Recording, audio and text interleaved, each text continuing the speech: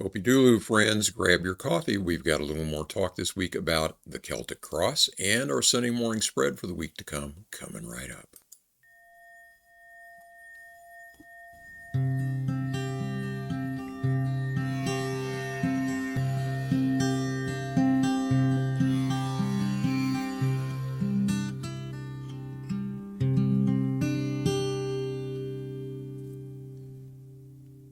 Hello, friends. Thank you for joining me again this week. Brian Noe with you from Cards of Light. I thought it would be fun, since we talked about the Celtic Cross last week, if I actually did a little demonstration, showed you how to lay one of those out this week. So we're going to be doing that. And then also we will have our 4-card energy reading for the week to come as well. If you're new here, thank you for joining me. If you wouldn't mind to subscribe to the channel so that you get all of our content as soon as it is updated, I'd appreciate that. Also, if everyone could give this video a thumbs up right quick, that would be helpful. And if you're a longtime viewer of this program, welcome back. Thank you for joining me again this week. Okay, Celtic Cross. We talked about that last week as being kind of the granddaddy of all tarot card spreads. And although I linked out to a blog post about it, and I'll link to that again in the description box here if you want a little more detail, thought it might be fun to kind of run through sort of a mock-up of the Celtic Cross right quick. So let's go to the table and we will take a look at that. Okay, so the first thing that we do when we're laying out a Celtic Cross is lay down a significator card, and this is the card that represents the querent. And there are lots of different ways of determining which card to use for that. I wouldn't worry too much about it. It is usually a court card, and I've seen methods where you choose it based on the person's age and their gender and maybe some physical characteristics about them. It can also be based sometimes on their date of birth, or it can be intuitive, just a card that you think represents that particular person. But I wouldn't worry, I wouldn't fuss too much with it. I will link to some more information in the description box and kind of a little more detail on how to choose that. But anyway, that's that. Okay, so here's how we lay out the spread then. We've already shuffled the cards, got our minds quiet. This covers you. This crosses you.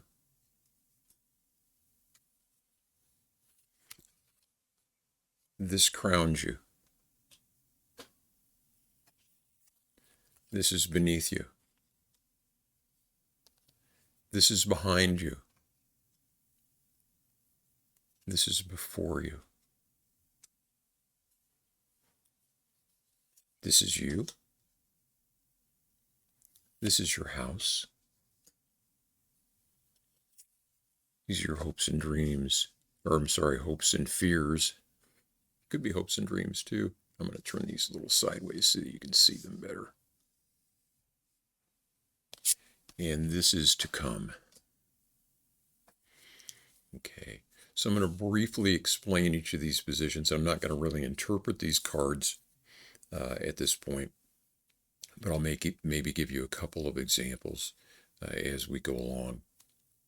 But I'm not doing a full reading with these at the moment, even as a mock-up. I'm just kind of giving you an idea of how it would go. So this covers you, this card, so we've got a 10 of Cups there. This covers you would be sort of the current situation. Could be your current outlook. Could be where your attention is currently, or what's really on your mind. What is really taking up a lot of your energy and your focus and your concerns right at the moment. Or maybe should be. So that covers you. And then we've got, this crosses you. We've got a 5 of Swords here. And this would be obstacles. It could also be challenges, things that are causing you problems or concerns. Could be worries and that sort of thing.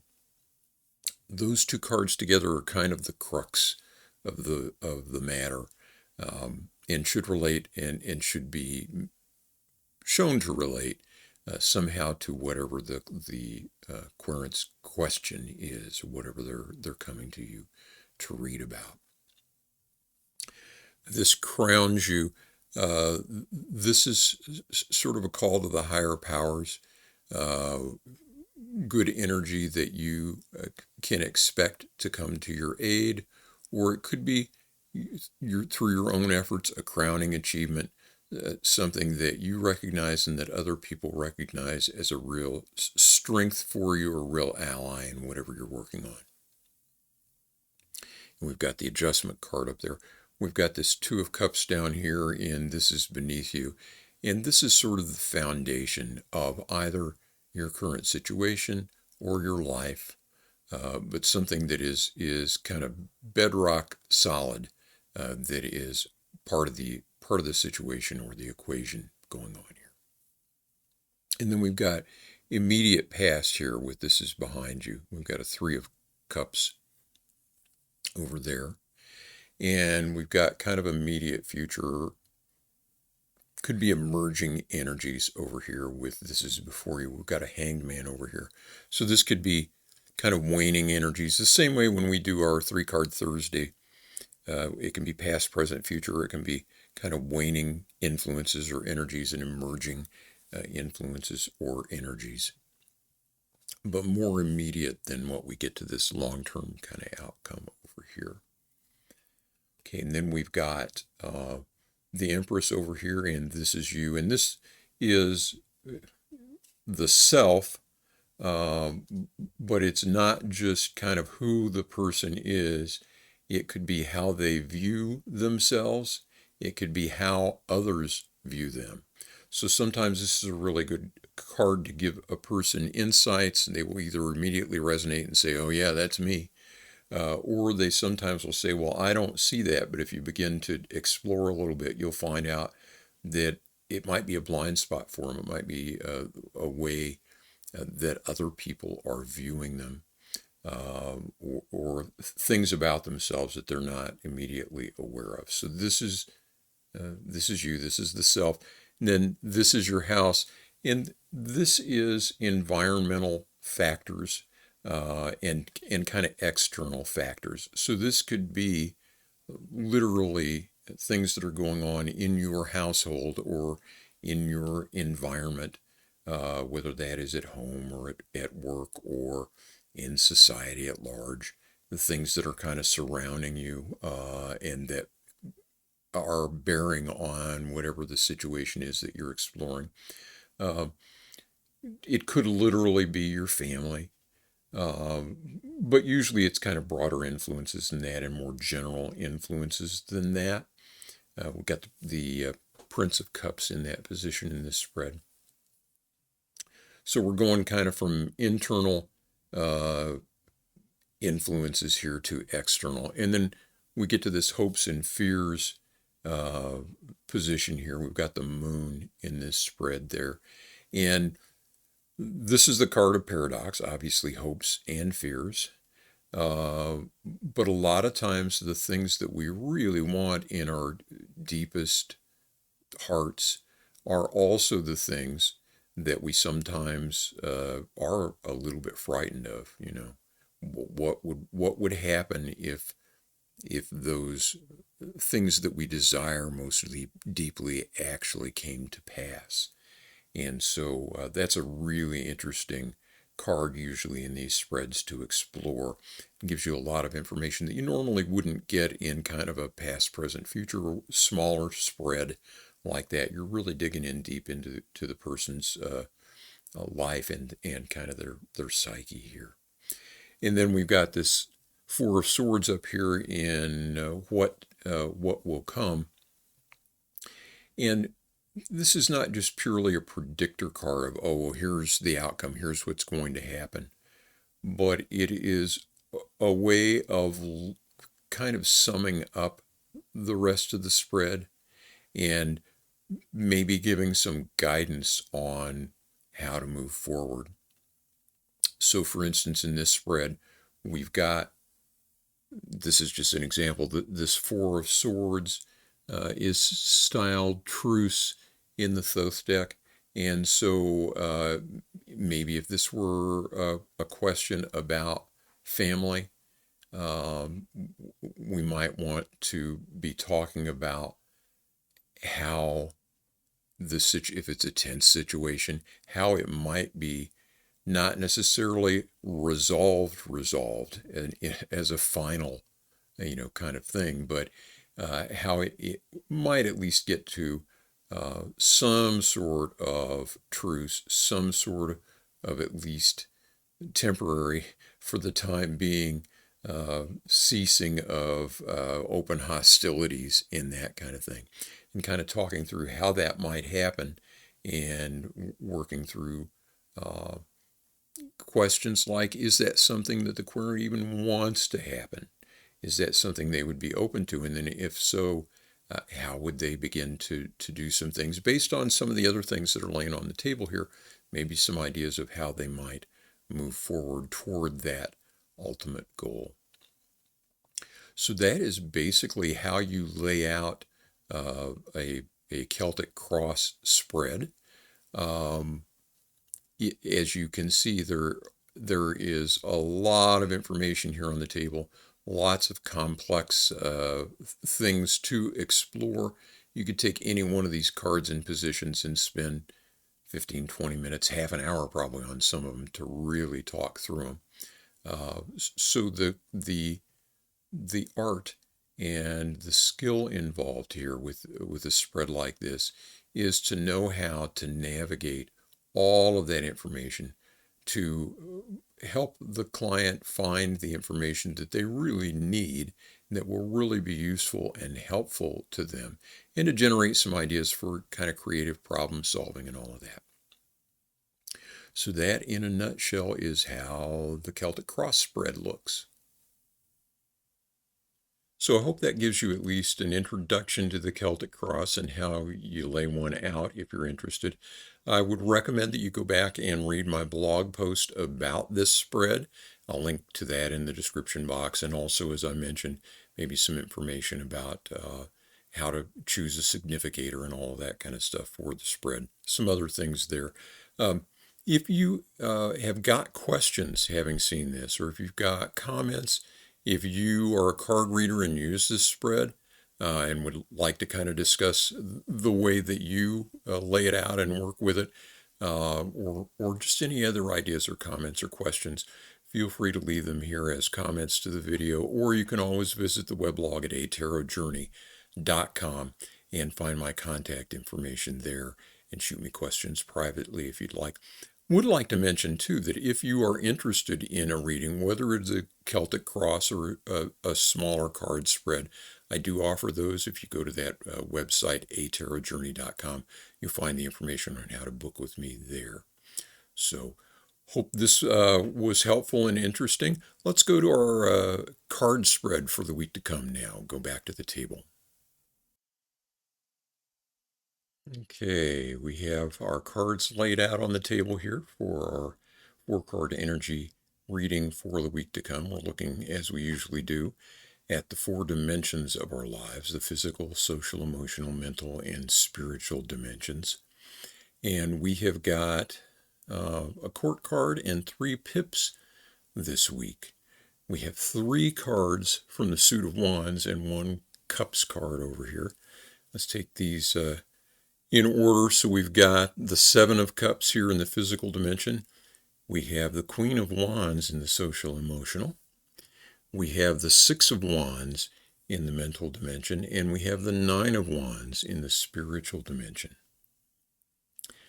Over here in the physical dimension, this 7 of Cups and Crowley Styles, this debauch. This is the one that Lady Harris art in this is just incredibly decadent and kind of disgusting and delicious at the same time. It always reminds me of the line from MacArthur Park about the sweet green icing flowing down. We can see all this kind of nasty, poisonous, glowing green goo dripping down from the cups here. And this, for me, is the card of just too much too much fun, too much food, too much drink. Um, it can sometimes be a card about addiction. It can also be a card about just too many choices, too many distractions, and an inability to kind of focus our attention and our efforts where they belong. And so, coming as this does in the physical dimension, first of all, uh, just kind of going to the basics here, we need to be really attentive this week to what we're putting into our bodies. And I'm getting the sense that for somebody this is going to be really important. We need to resist the temptation to binge. We need to, if that is kind of a repeating habit that we have, we maybe want to get some help to try and see if we can't overcome that in some way at some point. But for this week, for sure, we need to just be careful about what we are ingesting, what we're putting into our body. And we also need to not overdo, uh, not just in terms of consumption, but also in terms of things that are good for us, like exercise. And things like that. Let's kind of moderate ourselves this week and resist the temptation to overdo things. Um, I guess that's enough said about that. This card suggests some sort of hangover. I hope we're not facing that as the week comes. But let me know how that turns out for you. If this is resonating or plays out in some way for you along those lines this week, or if you are facing kind of an abundance of choices or distractions or something, and you find a way to not let that get the best of you, I'd love to hear that too. You can visit the weblog and get my email address there, or leave comments here with the video. Okay, social emotional, we have the Queen of Wands, she who must be obeyed. So this is a very powerful court card. She is the watery aspects of fire in terms of the elements. Wands, the suit of fire. Queens, the rank of water. And so think about lighter fluid or gasoline and the power that can be unleashed by those substances, but also how they move from place to place. I mean, if you spill something like that, it's not going to stay in one place. It can spread, and its power can extend in lots of different directions at once. And so this is a very charismatic character depicted on this card. Powerful, charismatic, charming, uh, but sometimes kind of capricious and dangerous.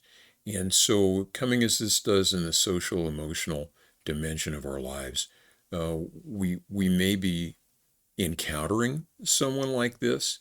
They may perplex us a bit because of their charm and kind of the power that they hold. We may kind of wonder what's hit us. Uh, and we need to just, if that happens, we need to be a little bit wary and keep things in perspective. If this card represents us, uh, and I've got a sense that maybe for someone that it will, that where you're feeling this power, you have a sense of your own charisma, the effect that you have on other people. Uh, we want to make sure that we are following our highest instincts and our highest self, and that we're not abusing that we're not leading people on, that we're not just kind of throwing our weight around. We need to be prudent and judicious in the use of those powers and talents in this week to come. Okay, up here the Six of Wands in the mental dimension. This is the card. It's styled Victory. This is the card of getting what we want, and getting it against the odds. We've fought for it. We've worked hard, and now we've got it. So coming as this does in the mental dimension, it could be an achievement of some sort. It could be an educational achievement.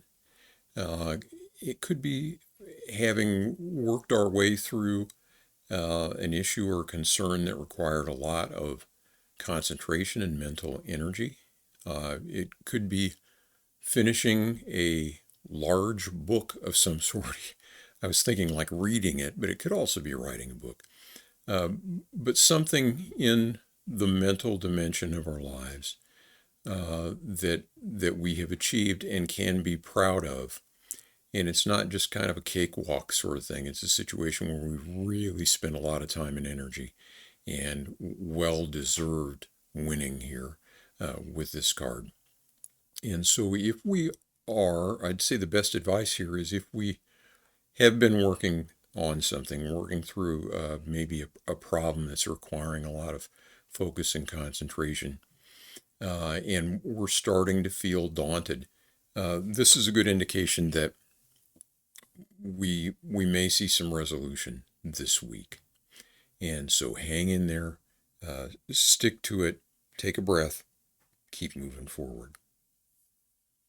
And this Nine of Wands over here, coming in the spiritual dimension, kind of reinforces that message. This is the card, it's styled Strength in the Thoth deck. It is the card of hanging in there, taking things over the final kind of finish line, continuing to push on, to draw on our inner strength, to continue to move things on forward.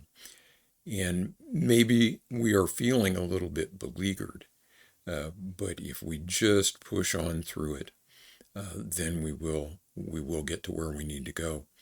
This card came up a lot for me during the pandemic, and the message always seemed to be, we're still here. We're still here, as daunting as things seem and as uncertain as things seem. We're still here. We have resources, and we can keep moving ahead. And so that's the message I would take from this Nine of Wands this week. Overall, an interesting spread. I'd say the main things that jump out to me, we've got really positive, auspicious stuff going on up here, and we've got kind of some stuff that could concern us down here. Watch out for distractions and kind of overdoing this week. And also, let's use our power judiciously in the week to come. And if we do those things, we ought to be in good shape and see some happy news by this time next week. That's the way I'd read these. Well, that will do it for this week. Thank you once again for joining me. I hope that you've found something useful in this episode. If you'd like to get in touch, feel free to visit the weblog at atarotjourney.com or leave comments here on the video if you'd like. We will be back with another Sunday morning spread and more information next week. In the meantime, as always, I wish you peace. Take care of yourself.